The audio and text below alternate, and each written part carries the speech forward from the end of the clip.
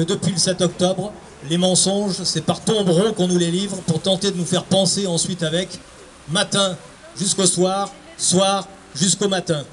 Le mensonge continue. Le mensonge, et il y a aussi le mensonge par omission. L'omission, c'est que toutes les manifestations, les rassemblements qui ont lieu chaque jour en France et dans le monde entier, qui rassemblent parfois des centaines de milliers de gens, je pense notamment au Yémen, mais également à New York très régulièrement, notamment organisés par des organisations juives qui disent « not in our name », pas en notre nom. Le gouvernement israélien ne représente pas les juifs du monde, pas du tout. Il représente les intérêts du capital, et en particulier les intérêts du capital américain. La preuve, ce matin, Biden vient d'autoriser en urgence encore des millions de dollars pour Israël. Pourquoi faire? Pour continuer le massacre. Au nom de quoi? Des intérêts américains. Non, ce n'est pas Israël qui définit l'emploi du temps et l'ordre du jour. Ce sont les USA directement qui ont décidé qu'il fallait se débarrasser du peuple palestinien, qu'il fallait empêcher ce peuple de résister pour pouvoir continuer à faire suer la plus-value à tous les peuples du Moyen-Orient, avec pour gendarmes aussi bien Israël que les monarchies du Golfe, qui aident Israël en réalité. Donc ça c'est important.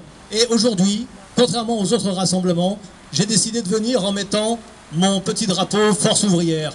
Je suis militant politique, mais je suis aussi militant syndicaliste depuis longtemps. Et je m'interroge parce que nous avons fait un appel intersyndical ici en Nord-Isère. Nous n'y parvenons pas à l'échelle départementale, mais nous n'y parvenons pas non plus à l'échelle nationale. À l'échelle nationale, les responsables syndicaux, y compris ceux de mon organisation, pour l'instant, ont décidé de rester muets sur la question palestinienne. C'est un problème. C'est d'autant plus un problème qu'aux USA, le grand syndicat UAW, qui vient de réaliser des grèves contre General Motors et gagner 25% d'augmentation de salaire, a décidé qu'il était temps que le mouvement ouvrier se mêle des affaires du monde et se mêle de manifester partout pour aider à l'organisation de la résistance dans le monde entier pour dire non, il faut cesser le massacre en Israël. Et ça c'est important. Et en France, le pas n'est pas encore franchi, il faut s'interroger. J'invite tous les militants ouvriers ici, s'ils le peuvent, à faire comme moi pour essayer de parvenir à faire que les responsables de nos organisations syndicales, organisations de travailleurs, se bougent et appellent ensemble et mobilisent. Il ne suffit pas de faire un appel, de lancer l'appel et puis ensuite de rester à la maison. Il s'agit de faire un appel pour organiser. Et ça, pour l'instant, ça manque aujourd'hui. Je termine en disant que la loi immigration en France, c'est le pendant en France de ce que le gouvernement soutient en Israël.